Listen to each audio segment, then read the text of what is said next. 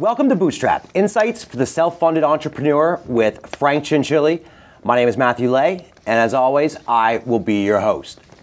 On this, the first episode of Season 2, we're going to dive into one of your big questions from last year, and that is how to get your funding right when you are a bootstrap company.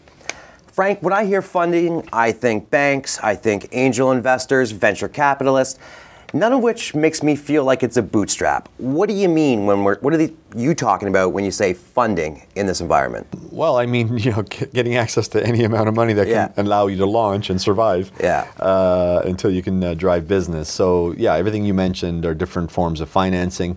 I think most people believe that banks would be there to, if you have a great idea. Yeah. Where they're not. Banks typically do not fund the most brilliant idea you can come up with. Banks do not fund for that. Banks give you money when you don't need money anymore. So for the most part, whether in Canada or the US, you're tied to your own capital, friends and family, or what we call angel investors, or venture capitals. And again, venture capital, for the most part, at least in the last few years, has been geared towards technology. Yep. So again, most people that got really great business ideas but aren't really as sexy still struggle to get access to capital. Right. And you're doing a bootstrap business, so you might be using your credit card, your mom's credit card. I mean, Jeff Bezos started his business in his parents' garage, right? You had that first server sitting there. What recommendations do you give to someone? They're out there, they've got an idea. They like when you started, they knew they could be successful in an industry. How do you decide whether or not you go out and go for a couple $1 million and cash up, or do it much more bootstrap? Well, rule of thumb is always get as much money as you can whenever you can. That being said, a lot of entrepreneurs want to keep a lot of their business. So the more money you go and raise when you don't have any revenue yet, as people observe if they ever watch Dragon's Den or Shark Tank, is the more the business you give up, because they say, well, your business has no value. Well, that kind of sucks. The whole point of building a business is so you can have equity in it and own it. So that's why I'm more of a bootstrap guy who say, listen, I don't want to take anyone's money unless I absolutely need it. Right. So every dollar's got to stretch a long way. So as far as in my case, we did raise some money with friends and family, but only as much as we needed. And ultimately, the real access to our capital, which most people should really focus on, is sales. And sometimes you can do a lot of pre-sales even before you launch your business. And we can talk about that. So pre-sales before you launch your business, so I guess you're out in beta or something, or you're just kind of getting started. And then you use that money to fund, I guess, what you do next. Yeah, I mean, if I had an idea and, I wouldn't necessarily wait to raise money, rent an office, hire some people, and then start my prospecting. There's no real reason in most cases you can at least get that proof of concept and have some customers say, hey, listen, this is an idea I'm thinking of. This is how I think it'll help your business. I'm going to be live on this date. Can I count on you at least at that time to come and talk to you and really get you into beta or actually buy my service? That'll give you an indication of how quick you're going to come out of the gates and give you a better idea of your actual performance or pro forma going forward.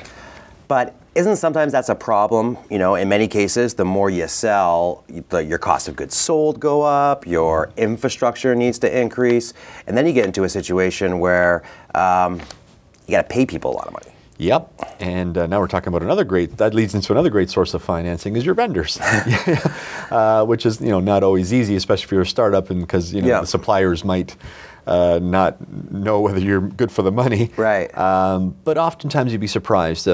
Especially with startups, you've got suppliers that are big enough to support you, and because they see the potential that you've got, it's going to be you're going to be a big piece of business for them. They might extend you 60 or even 90-day terms. And that helps a long way, because then if you sell something, hopefully you can get paid by your customer before you actually have to pay your supplier. And I would, when you started and you had vendors when you started, I'd say, right? I imagine you had, a real conversation with your vendors about where you were at, so they recognize the importance of maybe not being your bank, but of extending you those types of terms. Well, I mean, when we were late, they kept calling them, we're not your bank. In our case, we actually made them partners. We actually made them partners in our business. therefore they were tied to our success, and they got value out of helping us or being our bank, so to speak. Right, but that is an interesting form of funding, right? You find a strategic partner, they get a piece or whatever for it, and as a result, you can alleviate some of those cash stresses early on. I mean, there's two components to basic business, right? You've got to become profitable. Yeah. But sometimes, even if because some people, entrepreneurs say, oh my God, I'm profitable, but we got no money. So there's two components. There's being profitable first and foremost, and then cash flow. But if you're consistently profitable, obviously cash flow will catch up.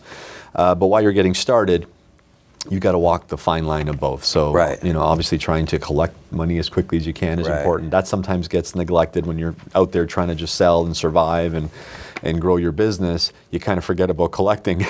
Or you don't have the processes in place to collect that cash flow quickly. But there's other ways to stretch, right? We talk about vendors giving you maybe some extra terms. Credit cards are popular that way, because you get an extra 30 days, give or take. If you're able to pay certain expenses through credit cards as well. Perfect.